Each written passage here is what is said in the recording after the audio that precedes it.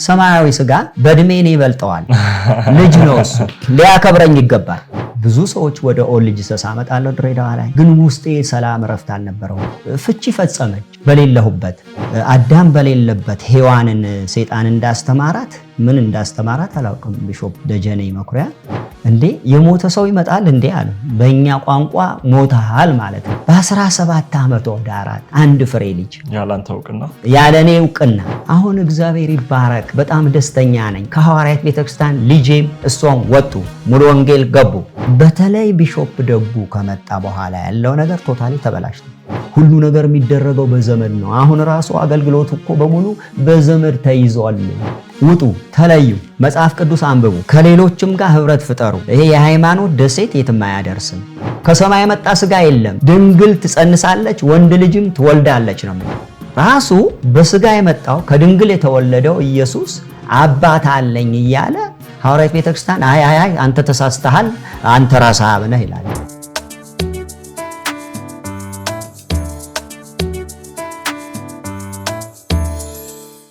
ሰላም ጤና ይስጥልን ኤክስፖዚንግ ኦል ጂሰስ ከመስቀል ሚዲያ ጋር በመተባበር ወደ እናንተ ይዞ የሚመጣውን ሳምንታዊ ፕሮግራማችን ዛሬ ነው እንደቀጠለ ነው ዛሬ አንድ እንግዳይ አብሮኛል እንግዳይ የቀድሞ የኦል ጂሰስ ወይንም ደግሞ የኢትዮጵያ ሐዋርያት ቤተክርስቲያን ቄስ የነበረ ወደ 8 ወረዳዎችን በወልቂጤ አካባቢ ወደ 8 ወረዳዎችን ይመራ የነበረ ያገለግል የነበረ በቤተ እምነቱ በጣም ብዙ በደል የደረሰበት ወንድማችን ነው ወንድማችን እንግዲህ ወንድም ኃይሉ ዘሪሁን ይባላል ወንድም ኃይሉ ዛሬ እንግዲህ አድርጊ ቀርብ ያለው ከዚያ ቤተ እምነት እንዴት እንደወጣ ከጨለማ እንዴት እንደወጣ ወንጌል እንዴት እንዳመነ የህይወት ምስክርነቱን ይዞ ወደ እናንተ ዛሬ እሱ ነው የሚቀርበው እኔ አዘጋጅና አቅራቢ አማኑኤል እንዳለባላለው ወንድም ኃይሉ እንኳን በደህና መጣ እንኳን ደህና ቆየህልኝ እግዚአብሔር ይመስገን ያ ወንድም ኃይሉ እንግዲህ በመግቢያ ላይ እንደተናገርኩት በኢትዮጵያ ሐዋርያት ቤተክርስቲያን ቄስ ነበርክ እንደ መግቢያ ያክል እስቲ ምናልባት ተመልካቾቻችን ቄስና ቢሾፕ የሚለው ነገር እንደው ቀጥታ ወደ ጉዳይ ገባት ተበለኝና ቄስና ቢሾፕ የሚለው ነገር በሐዋርያት ቤተክርስቲያን እንዴት ነው ልዩነት ምንድነው እስቲ እኔ እዛ ያለው ሁሉም ቄስ በሚል ማዕረግ ነው የሚጠሩት ከዩፒሲአይ ጋር ከተገነጠሉ በኋላ አንድ አማዶር የሚባል ሰው መጣና ማነስ ሲሉት ቢሾፕ ነኝ አለ ከሱ ኮርጀው ነው እንጂ ቄስ ነው መጻፍቶቻቸው የቀድሞም ስናይ ቄስ በሚል ማዕረግ ነው የሚጠሩት የተኮረጀ ነው ቄስ የሚለው አንድ እንደውም ሰነድ ላይ ከዩፒሲአይ ጋር ከተጣሉ ከተባረሩ በኋላ የራሳቸውን እንትን በተለይ የሰማያዊ ስጋና የመክሊት ትምህርትን ተወያይተው ባጸደቁበት ሰነድ ላይ ቄስ አሁን ቢሾፕ ደጉን እዛ ላይ ቄስ በሚል ነው ስማቸው ቄስ ተክለማርያም ቄስ ናቸው እንዳለ ቄስ በሚል ነው ሁሉም የሰፈሩትና ኦኬ እንግዲህ ብዙ ጊዜ ምናልባት ኢትዮጵያ ሐዋርያት ቤተክርስቲያንን የማያውቁ ሰዎች ቄስ ምንድነው ቢሾፕ ምንድነው ያሉ ግራ እንዳይጋቡ በሚል ነው እሺ ወንድም ኃይሉ እስቲ ወንድም ኃይሉ ማን ነው እስቲ ስለራስ ጥቂት ንገረን ወንድም ኃይሉ እንግዲህ በሐዋርያት ቤተክርስቲያን ረጅም ዘመን አገልግያለሁ ድሬዳዋ ነበርኩ የግል ስራ ነበረኝ በዛም እያገለገልኩ መጨረሻ ላይ ወደ ወልቂጤ ሄድኩኝ በዛም 10 ወረዳዎች አሉ ከ10ሩ በ8 ወረዳዎች ላይ እየተዘዋወርኩ ወንጌል የነሱ ይሄ የኑፋቄ ወንጌል ማለት ነው ወንጌል ስል የኑፋቄ ወንጌል አገለግል ነበር መጨረሻ ላይ ሁኔታዎች ወደ ሌላ አቅጣጫ እየተለወጡ መጡ ወጣው የወጣበትን ታሪክ በሰፊው ተነግረናል የልዩ ወንጌል ወይንም ደግሞ ጳውሎስ ገላትያ ላይ እንደሚናገረው ሌላ ወንጌል ብሎ የሚጠራውን ወንጌል የኑፋቄው ወንጌል ብለው እስቲ እንደው የሐዋርያት ቤተክርስቲያን እንዴት አባል እንደሆንክ ከመወለድ በእናት አባት እዛ የነበሩ ናቸው ወይስ ከመሃል ወደነሱ ሄደ ነው እስቲ ታሪክህን እንዴት ወደነሱ አባል እንደሆንክ አጫውተን ወደነሱ የሄድኩት ሐረር ነበር ምኖረው ከሐረር ወደ ሻሸመኔ ሄድኩ ሻሸመኔ ላይ ዘመዶቼ አርሲ ነገሌና ሻሸመኔ ላይ ፕሮቴስታንቶች ናቸው እና አንዳንዴ ቸርች ይዘውኝ ሄዱ ነበር መጨረሻ ላይ ሙሉ ወንጌልም መሄድ ጀምሬ ነበር የተወሰነ ጊዜ በመሃል ከነዚህ ከኦል ጂሰሶች ጋር ተገናኘው ጓደኛ አረጉ ጓደኛ አረጉኝና ወደ እነሱ እየተሳውኩ ሄድኩ። እኔ የእምነት ልዩነት አላውቅም በዛ ወቅት። ቸርች ወደ እነሱ መሄድ ጀመርኩ። 01 ቀበሌ ቢሾፕ ታከለ ወልደማርያም የሚባሉ እሳቸው መልካም ሰው ናቸው በእውነት። በኋላ ሙሉ ወንጌሎች ትንሽ ቅር አሰኛቸው። እዛ ገባ በሚለው ትንሽ ጫና ሊያረጉብኝ ፈለጉ። በንዴት በል ተጠቃልዬ እዛ ገባሁ። አርሲ ነገሌ ማለት ነው። ሻሸመኔ። ኦኬ። እስቲ በጊዜው ከነበሩ የኦንሊ ጂሰስ ወይም የሐዋርያት ቤተክርስቲያን አማኞች ጋር እስቲ ምን እንደው የተወያያቸውን ነገሮች የተወሰነ እስቲ ብታስታውሰን ለተመልካች። እንትን ነው ይሄ የሐሰት ትምህርት በባህሪው የመሳብ ኃይል አለው። በውሸት የመሳብ ኃይል አለው። አስመስሎ ስለሚሰራ ያ ደስ ብሎኛል በወቅቱ የነበሩ ልጆች። በኋላ እውነታው እስክደርስበት ድረስ ልክ ነው ብዬ ሄድ ነበር ከነሱ ጋር። አግባብተውኛል በደንብ ተመቹኝ ልጆቹ በወቅቱ ላይ። ከነዛ ጋር ያርቁኝ ጀመረ። በአብዛኛው ከ180% የሚነግሩኝ ፕሮቴስታንት እንድጠላ ነበር። እውነትም በተግባርም አረኩት። በኋላ እግዚአብሔር አይኔ ሲከፍት አይኔ ሲበራ ነው ያወቅኩት። ኦኬ። እስቲ እንግዲህ በምዕመን ከመሆን አልፎ ቅድም በመግቢያችን እንደተናገርነው ደግሞ ቄስ ወይ ደግሞ የቅስና ማዕረጉን እስከማግኘት የተለያዩ ወረዳዎችን እስከ ማገልገል የደረሰ ህይወት ነበረ በኢትዮጵያ ሐዋርያት ቤተክርስቲያን። እንዴት ወደ አገልግሎት ገባ? አንተ ጥሪው ነበረ? እንግዲህ ጳውሎስ በሁለት መልኩ ነው ያገለገለው፣ በልህም አገልግሎት በጽድቅም። እና እኔም የግል ስራ ነበረኝ፣ አገለግላለሁ፣ በኳየር አገለግላለሁ፣ በዝማሬ አገለግላለሁ።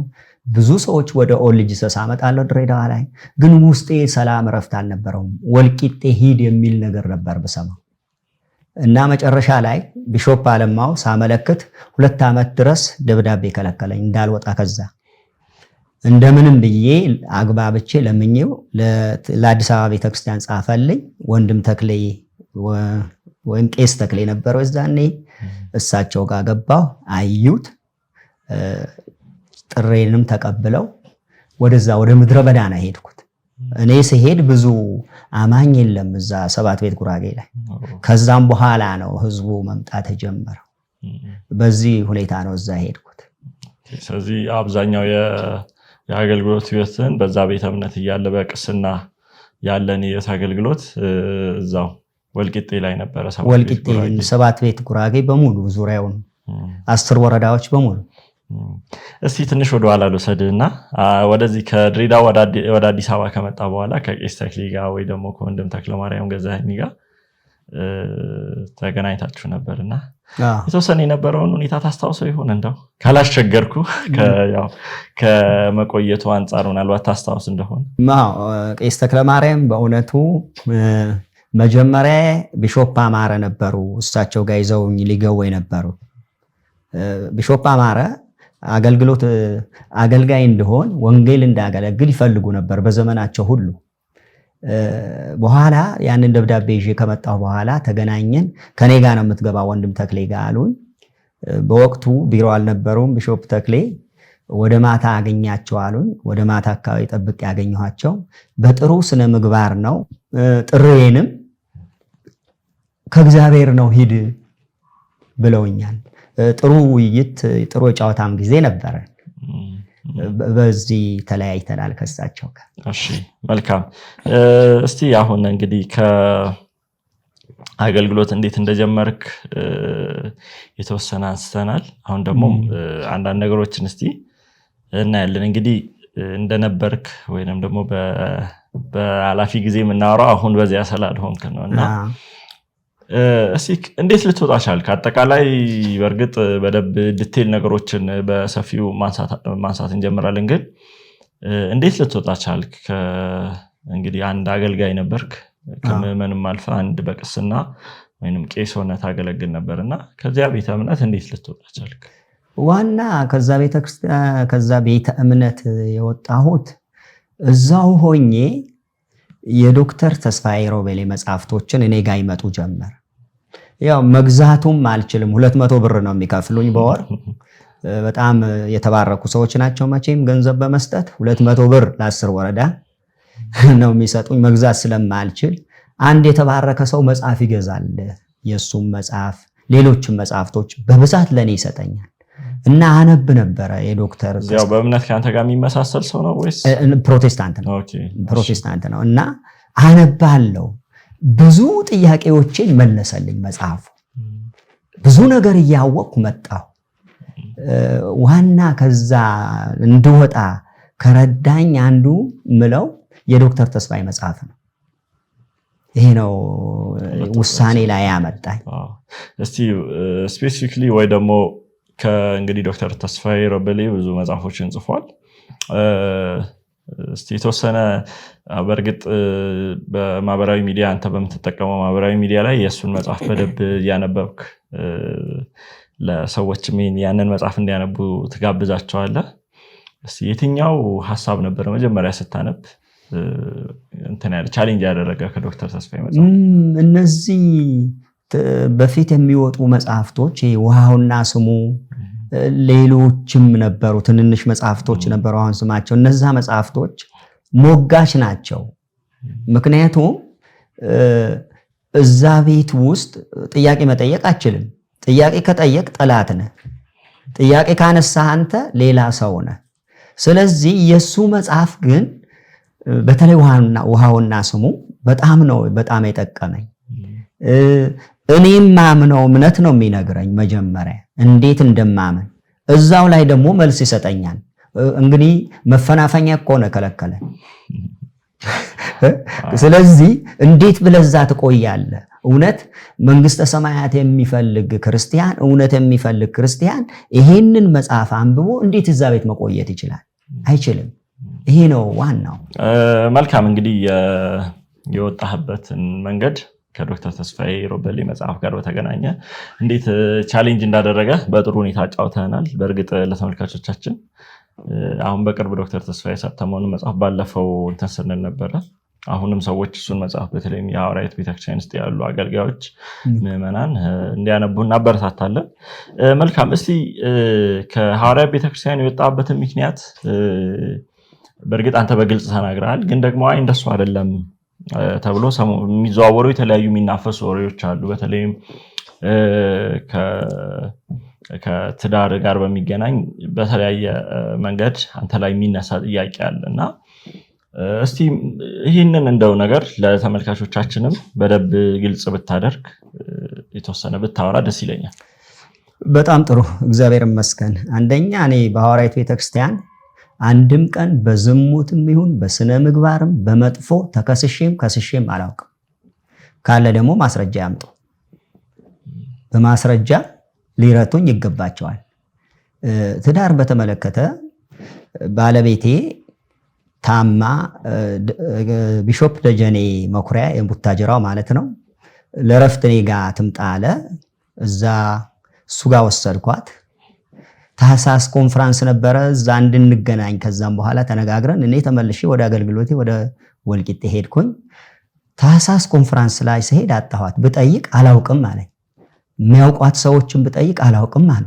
ደበቋት በዛ ክፍተት ልክ አዳም በሌለበት ሔዋንን ሰይጣን እንዳስተማራት ምን እንዳስተማራት አላውቅም ቢሾፕ ደጀኔ መኩሪያ በኋላ ላገኛት አልቻልኩም ከዛን ጊዜ ጀምሮ በቃ ደበቋት ጠፋች ለማግኘት ብዙ ጣርኩ ብዙ ሞከርኩ ነገሩ እያከረሩት መጡ እንደውም ምንድነው የዘምድና የዘመድ ጥላ አረጉት አልተጣላን ችግር የለ ዝሙት የለ ምን የለ እና ቢሾፕ ደጀኔ የሰራው ታክቲክ ነው ምክንያቱም የኔ የፍጥነት አካሄድ ትንሽ ስላስፈራው እኔም መምታት የሚችለው ደግሞ ቤተሰቤን ሲይዝ ነው እና አንድ ልጅ አለችን በዛን ወቅት ምህረት ኃይሉ የተባለች ትንሽ ልጅ አለች መጨረሻ ላይ ተመላለስኩ አልኩ አብረን እንድንቀጥል አልቻልንም ሌሎችም ሰዎች ጣልቃ ገቡ እዚህ አዲስ አበባ ያሉ አገልጋዮችም ቢሾፕ አማረም ጭምር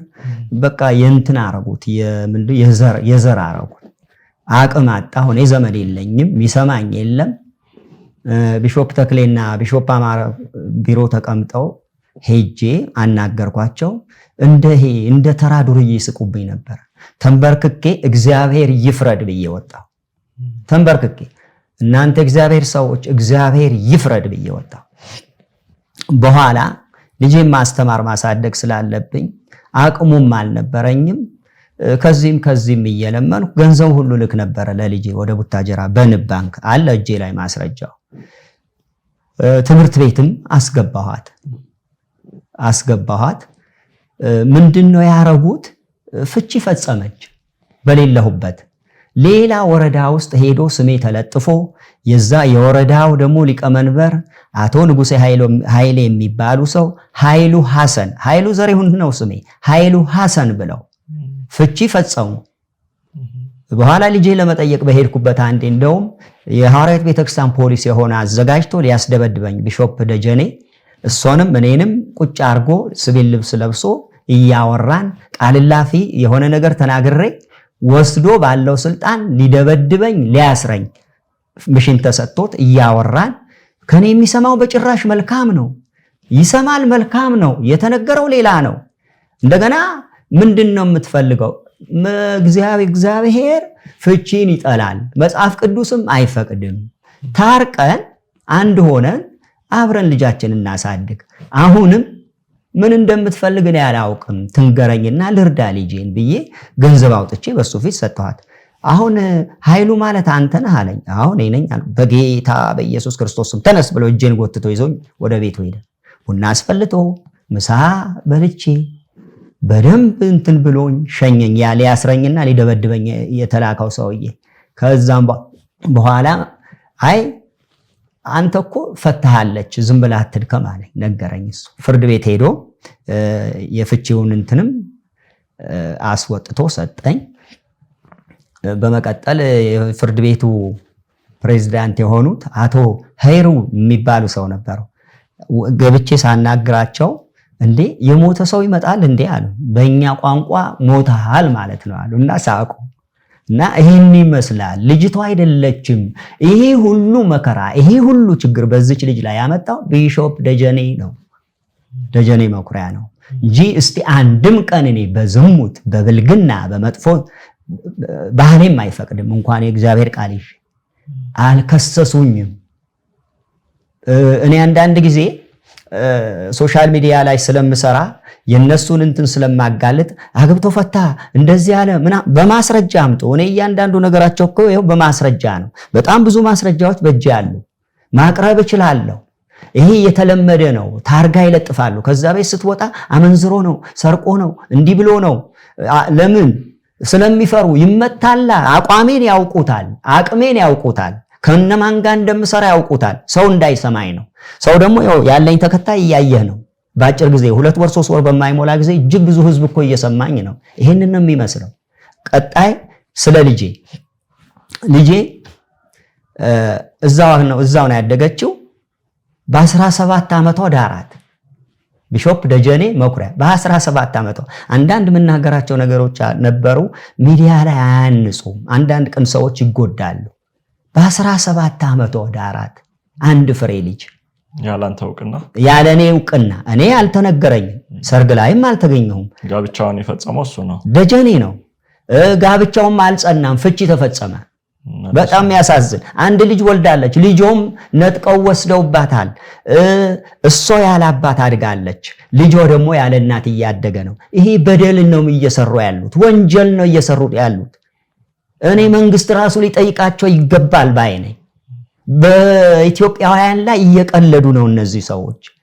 ይህንን ይመስላል የትዳር እንትናችን። አሁን ደግሞ እሷ ገባት። በጣም ቅን ሰው ናት፣ በጣም መልካም ሰው ናት። በእውነት እነሱን ስለምታከብር የሚሏት እነሱ የሚሉትን ብቻ ነው የምትሰማው። አሁን እግዚአብሔር ይባረክ፣ በጣም ደስተኛ ነኝ። ከሐዋርያት ቤተክርስቲያን ልጄም እሷም ወጡ፣ ሙሉ ወንጌል ገቡ። ክብሩ ለጌታ ይሁን። ይሄ ትልቅ ድል ነው። ጠላት ተመቷል። ይህንን ይመስላል። እስቲ ካለ አምጥተው ያሳዩ።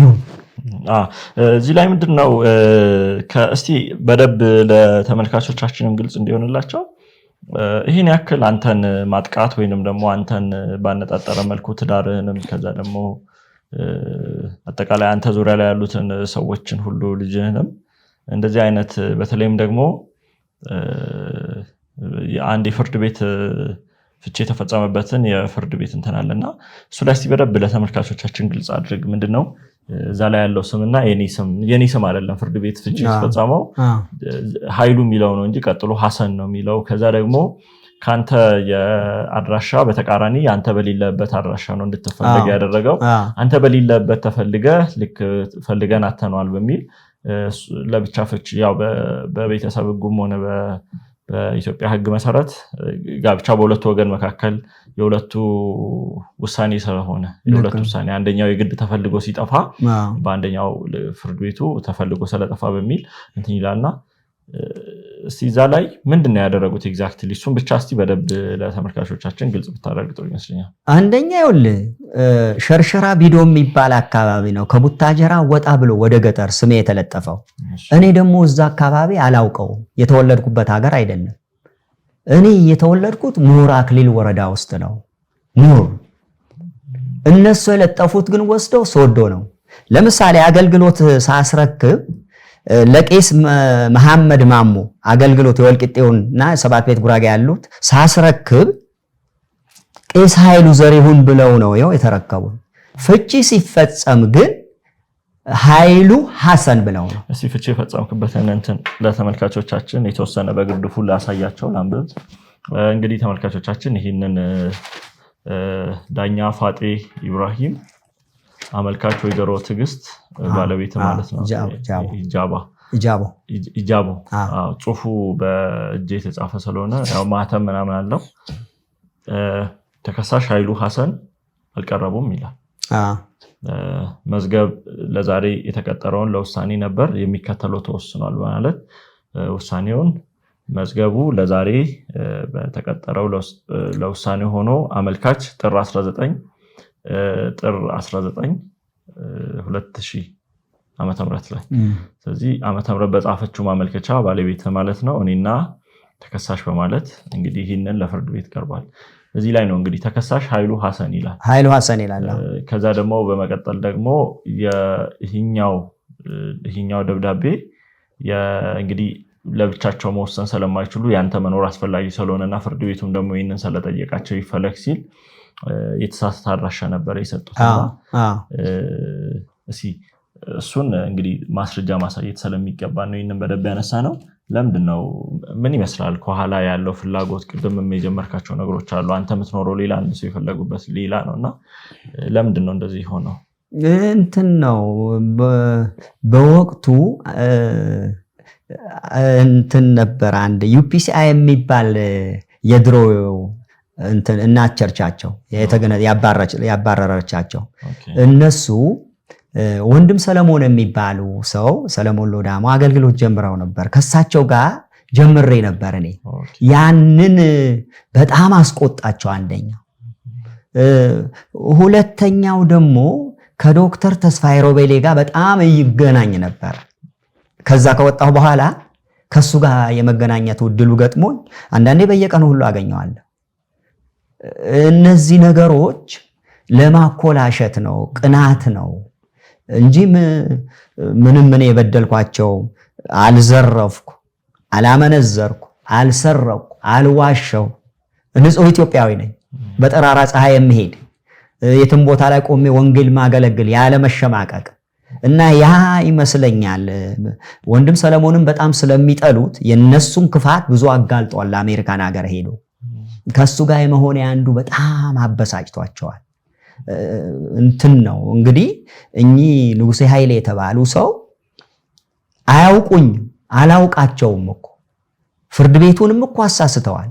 ኃይሉ ሐሰን በአድራሻው ፈልገን ለጥፈን አጣ ነው ብለው ለመስቃን ወረዳ ፍርድ ቤት ላኩ። አቶ ንጉሴ ኃይሌ። ይሄ የሚያስፈጽመው ማን ነው? ቢሾፕ ደጀኔ መኩሪያ ነው ለነገሩ ሁሉ እንትን። ምክንያቱም ሰው ሲጎዳኔ እንዴት ደስ እንደሚለው አላውቅም። በጣም ለብዙ ሰዎች ህይወት የመበላሸት ምክንያት ሆኗል። ቤተክርስቲያኒቱም አትጠይቀውም። ለምን መሰለ 36 ሰዎች እዚህ ጋር አንድ ነገር ላሳይህ አማን። 36 ሰዎች ከፈረሙት አንዱ ቄስ ደጀኔ መኩሪያ ነው። ስለዚህ የዛ የአክሲዮኑ አባል ነው ማለት ነው። የአክሲዮኑ አባል ስለሆነ አይጠየቅም። እሺ ምናልባት ይህንን ለተመልካቾቻችን የተወሰነ ግልጽ ለማድረግ ያክል ለፊት ያለውን ላንብብላችሁና አጠቃላይ የይዘቱን እንትን እንዲረዱ የኢትዮጵያ ኦርቶዶክስ ቤተክርስቲያን አቋም መግለጫ ይላል። መስከረም 23 1996 ዓመተ ምህረት ነው። እንግዲህ ማህተም ሁሉም ነገር አለ። ስለምንድነው የዩፒሲአይ ጠቅላይ ቦርድ ከመስከረም 13 እስከ መስከረም 17 1996 ዓመተ ምህረት በቶሮንቶ ካናዳ ባደረገው ስብሰባ ለ34 ዓመታት የኢትዮጵያ ኦርቶዶክስ ቤተክርስቲያን ከድንግል ማርያም የተወለደው ኢየሱስ ክርስቶስ የሰው ዘር ያልተቀላቀለበት ስጋ የሆነ ቃል ነው ብላ ስታምንና ስታስተምር ቦታ ሊተካ የሚችል የስጋ ዘመዳችን የሆነ ቤዛ ነው በማለት የሰማያዊ ስጋ ትምህርት የተሳሳተና ከዩፒሲአይ የእምነት አንቀጽ ጋር የሚጋጭ ትምህርት ነው ብለውታል። ስለዚህ አጠቃላይ በዚህ እንግዲህ ይህኛውን የሰማያዊ ስጋን ትምህርት በሚመለከት ከዩፒሲአይ ጋር ያላቸው ግንኙነት በምን መልኩ እንደተቋረጠ እና ከዛ በኋላ ተሰብስበው የእምነት አንቀጽ እንትን ያሉበት ነው። በእርግጥ ይሄ የሰማያዊ ስጋ ትምህርት ቢሾፕ ተክለማርያም ቃሉ ይናገር በሚለው ላይም እሳቸውም እንዴት የስብከት ፈቃዳቸው እንደተወሰደ እዛ ላይ እናገኛለን። እዚህ ጋር ደግሞ ተራ ቁጥር 6ን አሁን ወንድማችን ኃይሉ ያለው ነገር ወይ ደግሞ በፊርማ ያለው 36 ቄሶች እዚህ ጋር ከነ ፊርማቸው አለ። ቄስ ተክለማርያም ገዛኝ፣ ቄስ በቀለ ፈዬ፣ ቄስ አየለ ላቀው፣ ቄስ እስቄል ጎዴቦ፣ ከነዚህ ውስጥ ቄስ ደጀኔ ሰጉ ሌላ ኦኬ እሺ ከነዚህ ውስጥ ቄስ ደጀኔ መኩሪያ እሱም ይገኝበታል። ተራ ቁጥር 6 ላንብብ። በተለይ መዳናችን የተመሰረተበት ክርስቶስ የሰው ዘር ያልተቀላቀለበት ሰማያዊ ስጋ የመሆኑ ምስጢር ከመቼውም በላይ በተጠናከረ መልኩ በየአብያተ ክርስቲያናቱ ላይ ምዕመናንና ካህናት እንዲሁም የሰንበት ትምህርት ቤት ተማሪዎች በስፋት ትምህርት እንዲሰጥበት ለማድረግ የጠቅላይ ቦርድ አባላትና የየአጥቢያው መጋቢዎች በታላቅ አደራ ተጥሎባቸዋል። ስለዚህ ይሄኛው አሁን አንተ እያልከኝ ያለው ቄስ ደጀኔ መኩሪያ የጠቅላይ ቦርድ መምሪያ አባል ነው። የሰበካው ኃላፊ ነው። የሰበካ ኃላፊ ነው። የጉራጌ ዞን ሰበካ ኃላፊ ነው። መልካም ኦኬ። ስለዚህ በጊዜው ከነበረ ከዛ ቤተ እምነት ጋር ልትወጣ ትችላለህ በሚል ነው ይሄንን ሁሉ እንትን ያደረሰብህ። ኦኬ እስቲ ባለቤትህ ካንተ ጋር ከተለያየች በኋላስ ባለቤትህ እንዴት ሆነች መልሰህ ቼክ ለማድረግ ሞክረሃል?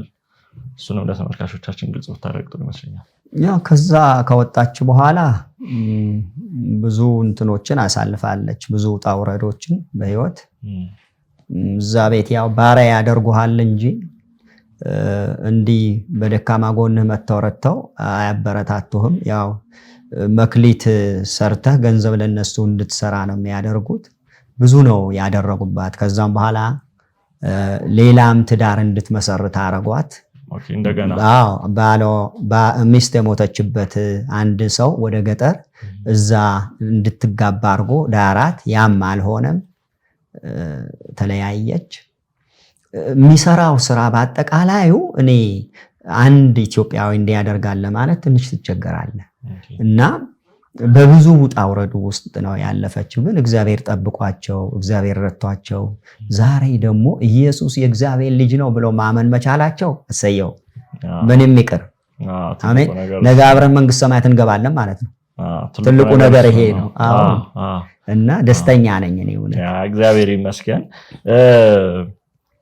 በእርግጥ የሐዋርያው ቤተክርስቲያን ውስጥ አሁን አንተ ደረሰብኝ የምትለውን አይነት በደል የሚናገሩ በተለያየ አጋጣሚ እድሉን ሲያገኙ የሚያወሩ ብዙ ወገኖች አሉ። ከዚያ ያወጡ ሰዎች በተለይም አስተዳደራዊ በደሎችን ብዙ ጊዜ ያነሳሉና አንተም በእርግጥ አሁን በሶሻል ሚዲያ ላይ ባለ እንቅስቃሴ እነሱ ነገሮች ለማንሳት ትሞክራለህና እስቲ እነዚህ የአስተዳደራዊ በደሎች ወይ ደግሞ አድሚኒስትሬቲቭ ኢሹዎች ከአስተምሮም በተለየ ሁኔታ ሌላ እዛ ቤተ እምነት ውስጥ ችግር ነውና እስቲ ምን ያክል እውነት ነው ከውስጡ የሚወጡ ሰዎች ብዙ ጊዜ ውሸታቸውን ነው ገንዘብ የመክሊት ብር ፈልገው ነው እየተባሉ አንተም ትባላለህ እና ምን ያክል እውነት ነው? እስቲ እሱን የተወሰነ ብታወራው።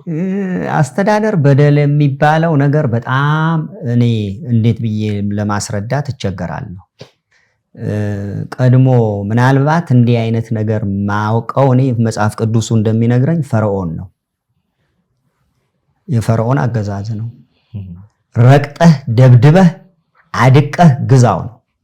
በተለይ ቄሶች፣ የቄስ ልጆች፣ የቄስ ሚስቶች ያሉ አንዳንድ ይሄ ቢሾፕ ዘመድ ከሌለ ምን አይነት መከራ ውስጥ እንደሚኖሩ በተለይ ቢሾፕ ተክለማርያም እያሉ እንኳ ደህና ነው። ርህራህ ያላቸው ሰውዬው ቢቆጡም እንዳባት ነው። እውነት ርህራህ ያላቸው ቸገረኝም ካልክ አይችሉም።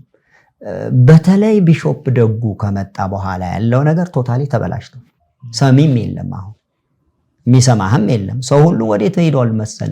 ገንዘብ ወደ መሰብሰብ ነው የዞሩት እና አገልጋዮቹ በተለይ እና አገልጋዮቹ በጣም ትልቅ በደል ነው የሚደርስባቸው። ማንም የሚሰማህ የለም። በቃ ብቻ የሆነ ነገር ይባል እንጂ በቃ ያጸድቁብሃል ወይ አይጸልዩ። ለምሳሌ እኔ አሁን አብያተ ክርስቲያናት ላይ ሰው በደል ደርሶበት ሄዶ ቢያመለክት ይጸልያሉ አባቶች። እግዚአብሔር እኮ ያወራቸዋል። እዛ የጸጋ ስጦታ እኮ ጥንቆላ ነው አሉ። እንዴ መንፈስ ቅዱስ ጥንቆላ ነው አሉ። ኃይል ብቻ ነው። እንዴት ይገለጥላቸዋል እነዚህ ሰዎች? በምን ይወቁ? ሁለት አይነት ሰው አለ። ፍጥረታዊ ሰውና መንፈሳዊ ሰው አለ። አየህ፣ ፍጥረታዊ ሰው ግን መንፈሳዊ ነገር ሞኝነት ነው ለሱ። መንፈሳዊ ሰው ግን ሁሉንም ይመረምራል። እሱ ግን በማንም አይመረመርም። እነዚህ ሰዎች እኮ መንፈስ ቅዱስ እኮ ከቤቱ አባረው እኮ ወንበር ላይ የተቀመጡ ሰዎች ናቸው። ስነግርህ እንዴት ብለው ሰውን ማስታረቅ ይችላሉ? የሆነ ጥል እነሱ ጋር ከደረሰ አለቀልህ። ወይም ያጠፋውን ወገን ቀጥተው መክረው እንዲህ አይሉ። እኔ ለምሳሌ አሁን አንተ ባታነሳውም ገነት ቸርች አገልግያለሁ። ገነት ቸርች ተሳስቼ አውቃለሁ፣ አጥፍቼ አውቃለሁ። ግን አባቶች እኔን ያቀኑበት መንገድ ገር አንዳንዶቹ ጆሮዬን እየቆነጠጡ አንዳንዶቹ ቢሮ ወስደው እኔ ይገርመኛል። ይሄ አባታዊ ባህሪ፣ የፍቅር ባህሪ ለነዚህ ሰዎች ምን ሳትሆንም እንዴ? እዛ ግን እንዳይደለም። ዘመድ ከሌለ አለቀልህ በቃ። በዘመድ ነው ሁሉ ነገር የሚደረገው፣ በዘመድ ነው። አሁን ራሱ አገልግሎት እኮ በሙሉ በዘመድ ተይዟል። ከባድ ነው። አስተዳደር አትበለው፣ ከባድ ነው። በደል ነው። ህዝቡ እግዚአብሔር ካልደረሰለት ትልቅ ችግር ውስጥ ነው፣ ባርነት ውስጥ ነው ያለው። አስተዳደር ከባድ ነው ብቻ በሚል ቋንቋ ሲጠቀስ እኔ ግን ይገርመኛል። እናንተ በተለይ ይሄ ፕሮቴስታንት ውስጥ እንደምታዩት አስተዳደር አይምሰላችሁ እኮ። ያ ከባድ ነው፣ ከባድ ነው። ዘመድ ያስፈልጋል። በቃ አሁን በዘመድ ሆኗል ነገሩ ሁሉ። አገልግሎት የምትሾመው በዘመድ ነው። የሆነ ነገር የሚደረግልህ በዘመድ ነው። ወደፊት የሚያመጡህ በዘመድ ነው። ገንዘብ ካለ ተከብረ ትኖራለህ። ወይም ከፍተኛ ባለስልጣን ከሆንክ ችግር የለም፣ ወደፊት ያመጡሃል። አሁንም እኮ ስልጣናቸው ያስረከቡ ሰዎች እኮ ወደፊት እያመጡ ነው። ስንት ዓመት ያገለገሉት ቁጭ በል እያሉ። ይሄ ምንድን ነው? ያስተዳደር በደል እኮ ነው። በደል ነው። ትልቅ በደል ነው በህዝቡ ላይ ያለው እና ለነዚህ ሰዎች ልንጸልይ ይገባል። እኔ እኮ አሁን እኮ እንዲህ ወጥቼ ስንት እየተሰደብኩ ስንት ነገር በእኔ ላይ ያወሩ ህዝቡ ስለሚያሳዝነኝ ነው።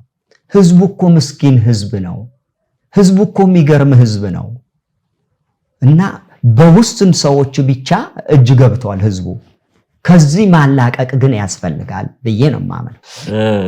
በጣም ጥሩ ሀሳቦችን እያነሳልን ነው። በተለይም ደግሞ እዛ ቤተ እምነት ውስጥ እንደመቆየትህ መጠን ጥሩ ሀሳቦችን እያነሳን ነው። በተለይም ደግሞ በዚያ ያሉ አገልጋዮችን እንደ መልአክ ይታያሉ። ምንም ነገር ብትነግራቸው ምዕመኑ በቃ አይ እነሱ በፍጹም አይሳሳቱም በፍጹም የሚሉ ናቸውና ምናልባት እንደው አስተምሮ እንዳለ ሆኖ በአስተምሮ መሳሳታቸው እንዳለ ሆኖ ግን ከእንደዚህ አይነት ነገር ሌላው ከደረሰበት ነገር ተምረው ራሳቸውንም ሊጠብቁ ይረዳል በሚል ነው ይህንን እያነሱ ያለሁት። ቅድም አንድ ኢንተረስቲንግ ነገር ስታነሳ ነበር። ይህንን ከባለቤት ጋር የተገናኘው ሴት ልጅህን ያላንተ ፈቃድ ወይንም ደግሞ ወደ አንተ ሽምግልናም ሳይላክ ያንተም ፈቃድ ሳይጠየቅ ሴት ልጅን ድረዋልና እስቲ ስለሱ የተወሰነ ነገር ብትነግረን። እኔ እንግዲህ እዛው ቡታጀራ አካባቢ ነበር የምትኖረው። ጠዋት ሰኞ ቀን 2013 ይመስለኛል 17 ዓመቷ ነው። ስልክ ደወለልኝ አንድ ሰው። እንዴ ትናንት እኮ አላየሁም የት ሄደህ ነው አለኝ። የት ነው የምታየኝ? እኔ አዲስ አበባ አንተ ቡታጀራ አልኩት። እንዴ ሰርግ ላይ እኮ አላየሁም አለኝ። የምን ሰርግ ነው የምታወራው? ልጅህ እኮ አገባች ትናንትና አለኝ። ክው ነው ያልኩት። በቃ ከዛም በላይ ማናገር አልቻልኩ። በቃ እንባ ተናነቀኝ፣ አዘንኩ በጣም። ምክንያቱም 17 ዓመት ሆነች ልጅ እና አላወኩም። እንዴ በባህላችን እኮ አባት ይጠየቃል እኮ እናት እኮ ትጠየቃለች እኮ። ይሄ ማን ነው የሚድረው? ቢሾፕ ደጀኔ መኩሪያ ነው። መድረክ ላይ በጋብቻ ስነ ስርዓት ተፈጸመው ቢሾፕ ደጀኔ መኩሪያ ነው። የ17 ዓመት ልጅ እንዴት ሸክም መሸከም ትችላለች? እንዴት ወልዳ ታሳድጋለች? ያቺ በ17 ዓመቷ አግብታ ወለደች። እናቷ ናት ልጇን ያሳደገችላት። እናቷ አጠገቧ ስላለች ጥሩ እናትም ስለሆነች ለሷ እናቷ ናት ያሳደገችላት። በጣም የሚገርም ነገር። ያም እንደገና አንዴ ከሆነ በኋላ መክረው አግባብተው ማኖር ሲችሉ እንዲል ተለያይተውም ልጇን ደግሞ ወሰዱባት። ቅድም እንዳልኩ እሷ ያለ አባት አደገች፣ ልጇ ደግሞ ያለ እናት እያደገ ነው። ይሄ ሁሉ በደል የሚፈጽምብን ማን ነው? ቢሾፕ ደጀኔ መኩሪያ ነው። ኦኬ መልካም። እንግዲህ አንድ አባት ሴት ልጁን ለመዳር እንኳን ሳይታደል ሲቀር በጣም ያሳዝናል። በጣም የአባት ትልቁ እንግዲህ ከልጁ በልጁ ህይወት ውስጥ ማየት ከሚፈልገው ነገር አንደኛው ልጁ በትምህርት ስትመረቅ ማየት ነው፣ ወይም ደግሞ ልጁ ተመርቆ ማየቱ ለአባት ትልቅ ደስታ ነው። ከዛ ቀጥሎ ደግሞ ያው ለወግ ማዕረግ ስትደርስ ስታገባ ደግሞ ትልቁ ነው። ሶስተኛ ላይ ደግሞ ልጅ ሲመጣ፣ እነዚህ ሶስቱ ነገሮች ትልቅ እንትን ናቸውና እንግዲህ ይህንን ሁሉ ያላንተ ፈቃድ ማድረጋቸው በጣም የሚያሳዝን ነው። እስቲ ወደ እንግዲህ ከሐዋርያ ቤተክርስቲያን ከነበረ የወጣበትን መንገድ ይህንን ያነሳ ነው። ለምንድነው በጣም ብዙ በሚባል ደረጃ ከማያቸው አንተ ከምትሰራቸው ቪዲዮዎች ውስጥ ከሚቀመጡ ኮሜንቶች እንዲሁም ደግሞ በራሳቸው ያንተን ፎቶ እያቀናበሩ የወጣው ይህንን የምናነሳው ለተመልካቾች ግልጽ ማድረግ አለብን። ምናልባት እንደዚህ አይነት የስም ማጥፋት ነገር ባይነሳ የምናወራው ይሄን ላይሆን ይችል ነበር። ግን እነሱ ባገኙት አጋጣሚ ሁሉ ልክ አንተ ወደ ሚዲያ ብቅ ስትል እነሱም ደግሞ መረጃውን የውሸት መረጃቸውን ማንሳት ስለጀመሩ የግድ ነገሮችን ማጥራት ይገባል በሚል ነው ይህንን እያወራን ያለነው። ፎቶውን እያቀናበሩ ሚስቱን ፈቶ ከቤተክርስቲያን የተወገሰው ሰው ነው፣ የተባረረ ሰው ነው እያሉ ነው። አሁንም በማንኛውም ይህንን ማለት ይችላሉ፣ ግን ደግሞ ማስረጃው በእጃችን አለ። ቅድም ለተመልካቾቻችን አሳይተናል። ፍቺም የፈጸመው ራሱ የቤተክርስቲያኒቱ ቄስ የሆነው ወይ ደግሞ ቢሾፕ ደጀኔ መኩሪያ ራሱ አመቻችቶ ነው። ስለዚህ ማስረጃ ከነሱ ጋር ማቅረብ ይጠበቅባቸዋል። የሚናገሩት ነገር ለሁሉም ነገር በእርግጥ እንትን ነገር ማውራት አንችልም። እስቲ ወደዚህ ህይወት እንምጣና ወደ ወንጌላውያን አማኞች ወይንም ደግሞ በፕሮቴስታንት ቤተክርስቲያን ውስጥ ከመጣ በኋላ 2 የጉራጌኛ መዝሙሮችን ለአድማጭ አድርሰሃል። አንዱን እንደውም ለቤተክርስቲያን ሰጥተሃል። እስቲ መዝሙሮቹን እንዴት ጻፍክ? ሁለተኛውን አልበም ለየትኛው ቤተክርስቲያን ነው የሰጠሃል? መዝሙር እንግዲህ እዛም እያለሁ ዘምር ነበር። በጣም በተለይ ድሬዳዋ ቤተክርስቲያን ላይ በብዛት ለኳየር መዝሙር ሰጥ ነበር። በሶሎም አገለግል ነበር። ሻሸመኔም እያለሁ በኳየር አገለግል ነበር ቢሾፕ ታከለጋ እና ቀጣይ ጉራጌኛ መዝሙሮችን እቀበል ነበር እና ቁጥር 1 ሰራሁ 2012 ላይ ሙሉ አልበም። እኔ በተወለድኩበት ሀገር ምሁር ይባላል መዝሙር ወጥቶ አያውቅም እስከዛሬ። እኔ መጀመሪያ ሰው ነኝ እና መዝሙር አለኝ ብዬ ለአንዳንድ ወገኖች ስነግራቸው ተቸገሩ ለማመን። እንዴት አሉ። ለሚያምን ግን ሁሉ ይቻላል። ግን ሲወጣ በጣም ህዝቡ ተባረከ። እግዚአብሔር ባርካቸው፣ በጥሩ ሁኔታ ተመረቀ። እንደገና ሁለተኛ ደገምኩ። ሁለተኛ አልበሜ ገነት ቸርች ሆኜ ነው እነዚህ ሁለቱን መሰራሁት እና ሁለተኛ አልበሜም ሰራሁ። ጸጋይ ቀቀው የሚባል በጣም የተባረከ ሰው አለ። አሁን ካናዳ ነው ያለው። እሱ ነው የሰራልኝ። እዛ ገጠር ላይ ለሚሰሩ ሁለት ቤተክርስቲያናቶች አሉ፣ መሰረተ ክርስቶስና ሙሉ ወንጌል። ለነዛ ለህንፃው ግንባታ ሰጥቼ በጥሩ ሁኔታ ተመርቆ ገቢው ለዛ ውሏል። እና አሁን ሚያዝያ አካባቢ እነዛ ጸሎት ቤቶች በጥሩ ሁኔታ አልቀው ሊመረቁ ነው። ክብር ለእግዚአብሔር ይሁን። እና ቤተክርስቲያን ስለ ቆርቆሮ በቆርቆሮ አይምሳለኝ፣ ደረጃውን የጠበቀ ትልልቅ ህንፃዎች ናቸው የተሰሩት። ይሄንን ይመስላል ዝማሬው። ትልቅ ነገር ነው። እግዚአብሔር ይመስገን። ስነ መለኮትም ተምራል። እስቲ እንዴት ተነሳሳ ቴዎሎጂ ለመማር? በሙሉ ወንጌል ሴሚናሪ ነው መሰለኝ የተማርከው። ስለዚህ እስቲ እንዴት ወደዛ ልትገባ ቻልክ? ዶክተር ተስፋዬ ብዙም ጊዜ እንድማር ይገፋፋኛል እና የትምህርት እንትን ሁሌም በተገናኘን ቁጥር ያወራኛል እና መማር እንዳለብኝ፣ ትምህርት ቤት መግባት እንዳለብኝ። ከዛ እሱም ወደ አሜሪካን ሀገር ሄደ። ገነት ቸርች ያው ማገልገል ከጀመርኩ በኋላ እግዚአብሔር ባርካቸው የገነት ቸርች አየር ጤና ገነት ቤተክርስቲያን አመቻችታልኝ ተምሬ እግዚአብሔር ረድቶኝ ተመረኩ። ጸጋ ስነ መለኮት ብዙ ነገርን አይቻለሁ። ያ ዝም ብዬ በወፍ በረር የምናገራቸው ነገሮች ራሴን ቆጥቤያለሁ።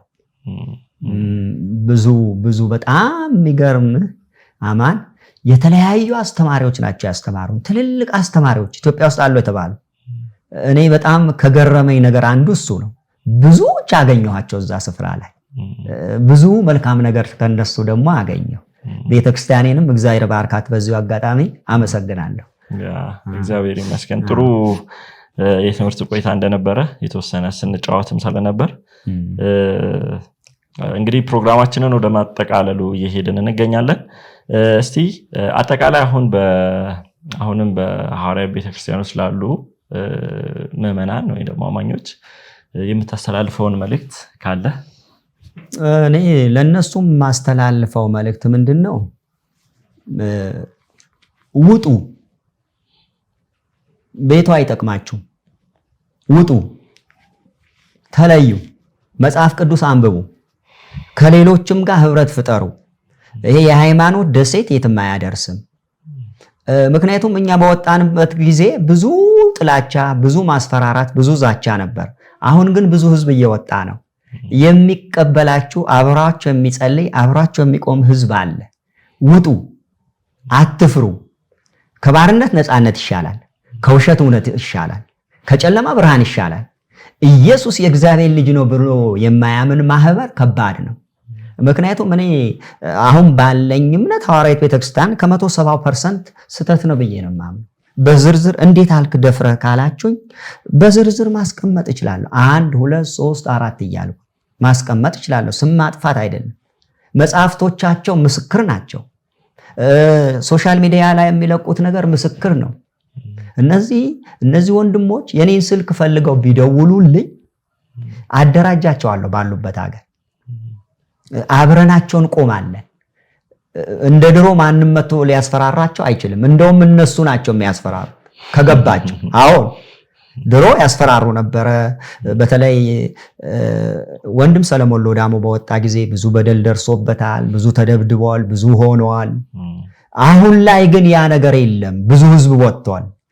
ተቃውመው አስፈራርተው አሳስረው ደብድበው ወጥቶላቸዋል። አቃታቸው፣ በቃ ደከሙ። ውጡ፣ ከዚህ ጨለማ ውጡ። ከሰማይ የመጣ ስጋ የለም። ድንግል ትጸንሳለች ወንድ ልጅም ትወልዳለች ነው የሚለው። ድንግል ጸንሳ ወለደች እንጂ ከሰማይ ዱብ ያለ ስጋ የለም። ይሄ የሰው ትምህርት ነው። ውጡ ነው የምላቸው። እንግዲህ ጥሩ ቆይታ እያደረግን እንደሆነ ተስፋ አደርጋለሁ። ወንድም ኃይሉ እስቲ በመጨረሻም ማመስገን የምትፈልገው ማስተላለፍ የምትፈልገው በተለይም በደብ ግልጽ አድርገ ወንጌል ምንድነው? ኢየሱስ አብ ነው፣ ሰማያዊ ስጋ የሚል ትምህርቶች እንግዲህ በሐዋርያት ቤተክርስቲያን ምዕመናት ይባላልና እሱም በደብ ካነሳ በኋላ ደግሞ በዚያው ማመስገን የምትፈልጋቸው በአንተ ሕይወት ውስጥ በተለየ ሁኔታ አስተዋጽኦ አድርገዋል። እነዚህን ሰዎች ማመስገን አለብኝ የምትላቸው ካሉ እነዚህን ሁለት ነገሮች አድሬስ አድርግና ፕሮግራማችንን እናጠቃልላለን። ምንድነው አሁን ኢየሱስ አብ ነው የሚለው ትምህርት የሰው ትምህርት ነው። መጽሐፍ ቅዱስ አይነግረንም። አብ ነው እንግዲህ ባለቤቱ ራሱ ለምሳሌ አሁን አንተ አማን እንዳለን ስምህ ማን ነው ስልህ አማን እንዳለነኝ ካልከኝ ማመን ነው እንጂ ያለብኝ ላይሆን ይችላል ማለት የለብኝም። ኢየሱስ ክርስቶስ በሰማያት ያለው አባቴ እንጂ ስጋና ደም አልገለጠልህም አለው ለጴጥሮስ እኮ ራሱ በስጋ የመጣው ከድንግል የተወለደው ኢየሱስ አባት አለኝ እያለ ሐዋርያት ቤተክርስቲያን አንተ ተሳስተሃል አንተ ራስህ አብ ነህ ይላል። ይሄ በጣም ነውር ነው፣ ጽዩፍ ነው። ኤፌሶን ምዕራፍ 1 ቁጥር 3 ምንድነው የሚለው? የጌታችን የኢየሱስ ክርስቶስ አምላክና አባት ይባረክ ይላል። አሜን ይባረክ ብለን ነው እንጂ ማመን ያለብን አብ ነው። ምክንያቱም ሰውየው የሆነ ነገር ተናገረና ስለ ማርያም ነው ጠየቀው። ማርያም ታማልዳለች አታማልድም አለው። መድረክ ላይ ሆኖ ሲሰብክ ነው አለ እና አታማልድም አሉ ሰባኪው። ከዛ ግን ጠጋ ብሎ ሄዶ እጁን ጥምዝዝ አድርጎ ታማልዳለች አታማልድም አለ። አሁን እንዲህ ነው ገብቶሃል? አስገድደው አሁን የልህ አካሄድ ሐዋርያት ቤተክርስቲያን በእውነት እየሄደችበት ያለችው የበሰበሰ ዝናብ አይፈራም አይደለም። የልህ አካሄድ ነው እየሄደችው። መጽሐፉ በማያሻማ ሁኔታ ኢየሱስ ክርስቶስ የእግዚአብሔር ልጅ የዳዊት ዘር የሰው ልጅ እንደሆነ ይነግረናል። እንዴ መሐከለኛ እኮ የላቸውም እኮ። ይኸውልህ በእኔ በቀር ወደ አብ የሚመጣ የለም ብሏል ዮሐንስ 14:6 በእኔ በቀር በእኔ በኩል ነው አብ ጋር የምትደርሰው ብሏል። እነሱ ደግሞ አይደለም አንተ አብ አድርገን ስለሾምንህ በአንተ በኩል እንሄዳለን እያሉት መሐከለኛው አውጥተው እነሱ መሐከለኛ ሆኑ። ገብቶሃል? ቤተክርስቲያንቶ ዋናውን ትልቁ ችግሩ ምንድነው? መሐከለኛ የሆነውን አውጥተው እነሱ ገቡ ቢሾፖቹ። እኛ መሐከለኛ ነን ችግር የለም አሉ። ቢሾፕ ደግሞ አንድ እንትን ላይ ሲናገሩ ሰምተህ እንደሆነ መድረስሽ ነው ሰማይ፣ ማምለጥህ ነው መግባትህ ነው። እንዴ በፉከራ ይሆናል ወይ? በፉከራ እኮ ደርግም አላሸነፈም። እንዴት ይገባል? መሐከለኛው የለም እኮ። ሰውና እግዚአብሔር የሚያገናኘው እኮ አለ እኮ መሐከለኛ። ወደ አብ እኮ ዝም ብሎ እኮ አይደረስም እኮ። እና ስተት ነው ቤተ ክርስቲያኒቱ ስተት ውስጥ ገብታለች። ሌላው ሰማያዊ ስጋ በእድሜ እኔ እበልጠዋለሁ። ልጅ ነው እሱ፣ ሊያከብረኝ ይገባል። ልክ ሽማግሌ ሲመጣኛ ታክሲ ውስጥ እንነሳ የለም፣ ለእኔ ሊነሳልኝ ይገባል፣ ሊያከብረኝ ይገባል። እኔ እበልጠዋለሁ። እሱ በ1996 በ36 ሰዎች ፊርማ የጸደቀ ነው። እኔ ደግሞ ዛሬ 40 ምናምን ዓመቴ ነው፣ እበልጠዋለሁ። ያው በ36 ሰዎች ፊርማ የጸደቀ ነው አይደል እንዴ? ስለዚህ ሰው ፈጠር ነው፣ ውሸት ነው። 20 ምናምን ዓመት ሆነ ሰማይ 20 ምናምን ዓመት። ስለዚህ እኔ እበልጠዋለሁ። ስለኔ ሊያወራ አይችልም ማለት ነው ሰማያዊ ስጋ። እኔ ስለሱ ማውራት ግን እችላለሁ። ለምን ብትለኝ በእድሜ እበልጠዋለሁ አይደል እንዴ? የለም እንዴ መጽሐፍ ቅዱስ። በእርግጥ እኔ እግዚአብሔር ማመሰግነው መጽሐፍ ቅዱስ ሳነብ እኔ አሁን ግራ ይገባኝ። ድሮ ግን እንዳስተማሯቸው አይደል የሚለው የእነሱን እየደገምኩ ነበር መኖረው። እነሱ እንደሚሉት የነ ኮፒ አርጋህ ነው በቃ የተለየ እንትን የለህም። አሁን ግን ከዛ ሲስተም እግዚአብሔር አውጥቶኛል። አይኔ እግዚአብሔር አብርቶታል። ኢየሱስ ማን ነው ብትለኝ ገብቶኛል። እኔ አንድ ነገር ላንሳው በዚሁ ላይ ስላሴ አጋንንት ነው ይላሉ ብዙ ጊዜ። ኦኬ እሺ አጋንንት ነው አይደለም ያላችሁኝ? አዎ መጽሐፍ ቅዱስ ላይ ያሳዩኝ አጋንንት ነው የሚል ማሳየት የለባቸው አለባቸው። እኔ ግን ኢየሱስ ክርስቶስ በስጋ እንደመጣ የማይታመን መንፈስ ካጋንንት ነው ይላል አንደኛ ዮሐንስ 4:1 እኔ ማስረጃ አለኝ። እኔ አላየሁም ስላሴ አጋንንት ነው የሚል። እሺ ስላሴን እንተው፣ በአብ በወልድ በመንፈስ ቅዱስ ማመን የለብንም? አለብን እኮ። ስለዚህ ህዝቡ እየመሩት ሳይሆን እየነዱት ነው። በተለይ አብያተ ክርስቲያናት መሪዎች፣ አብያተ ክርስቲያናት ከምንም ጊዜው በላይ ለህዝቡ ልትጮህ፣ ለህዝቡ ደግሞ ልትራራ ይገባታል። እዛ ያሉት እኮ ወንድሞቻችን ናቸው፣ እህቶቻችን ናቸው እኮ። ዘመዶቻችን ናቸው፣ ቤተሰቦቻችን ናቸው። እየመሯቸው ሳይሆን እየነዷቸው ነው። ማስጣል አለብን ብዬ አምናለሁ። አመሰግናለሁ። እሺ ሁለተኛውን በዚህ አንድ ላይ እስቲ በአንተ ህይወት ውስጥ በመንፈሳዊ ህይወት ውስጥ እንግዲህ ወደዚህ መረዳት እንድትመጣ በወንጌል እንድታምን አስተዋጽኦ አድርገዋል ብለህ ማመስገን የምትፈልጋቸው ሰዎች ካሉ እድል ልስጥህ። እኔ በእኔ ህይወት ላይ ትልቅ የጽድቅ ተጽዕኖ የፈጠረብኝ ዶክተር ተስፋዬ ሮቤሌ ነው። ምንም ባልነበረኝ ጊዜ ከዛም ተገፍቼ በወጣሁበት ጊዜ ነው ያገኘሁት። በብዙ እውነት የሚገርማችሁ እንግዲህ ይህንን ያህል እውቀት ይዞ ቀን በቀን ለብቻ የሆነ ጊዜ ላይ ያስተምረኝ ነበር። ያ ያስተማረኝ ነገር ግን ወዲያው አልገባኝም። ከብዙ ጊዜ በኋላ ግን ገባኝ፣ በደንብ ገባኝ። እና ዶክተር ተስፋዬ ሮቤሌ እግዚአብሔር ባርከው በእውነት ለእኔ ሞዴሌ ነው። ለእኔ ዛሬ እንዲሆኜ እንድኖር ከረዱኝ ሰዎች አንዱ ዶክተር ተስፋዬ ሮቤሌ ነው። እግዚአብሔር ባርከው። ሌላው በኢትዮጵያ ገነት ቤተክርስቲያን ጋሽ ተክሉ ናቸው። ጋሽ ተክሉ በስነ ምግባርን ሰውን አንጸው ማሳደግ የሚችሉ ትልቅ አባት ናቸው እና ምክራቸው፣ መልካም ልግስናቸው በእኔ ውስጥ ትልቅ ስፍራ አላቸው። ይሄም እግዚአብሔር ይስጥልኝ፣ እግዚአብሔር አክብርልኝ፣ ጤና ይስጥልኝ እላቸዋለሁ። እሳቸውም እና ገነት ቸርች አብረን ነበርን። ሌላው የገነት ቸርች ይሄ መሪዎች ላይ ያሉት መሪዎች እነ ዶክተር ስለሺ፣ እነ ፓስተር ታምራት፣ እነ ኢንጂነር ደሳለኝ፣ እነ ተስፈራ ትልልቆች እኮ እንዴት አይነት ሰዎች መሰሉ። እዛ ቤት እኮ እንዲህ ትልልቆች ነን የሚሉት ጋር ሄደህ እኮ አታወራም፣ አትበላም፣ አትጠጣም። እነሱ እኔ በኋላ ግን እዚህ ከመጣሁ በኋላ ግን ብዙ ነገር አየሁ። እንዴ ሰው በኩልነት የሚያዩ መሪዎች፣ ለሰው ክብር የሚሰጡ ሰዎች፣ ዶክተሮች፣ ኢንጂነሮች፣ ትልልቅ ሰዎች እውነት የገነት ቤተክርስቲያን መሪዎች ፓስተር ታምራትን አንዴ የሆነ ነገር ላይ ከፍቶኝ ቢሮ ሄጄ ሳወራው ቆሞ ነው ይቅርታ ጠየቀኝ። ቤተክርስቲያንን ወክሎ እኔ በዘመን የማረሰው አንድ ነገር ይሄ ነው። ቤተክርስቲያንን ወክዬ ነው እኔ ይቅርታ እንዲህ ነው አዎ ስለው ቆሙ።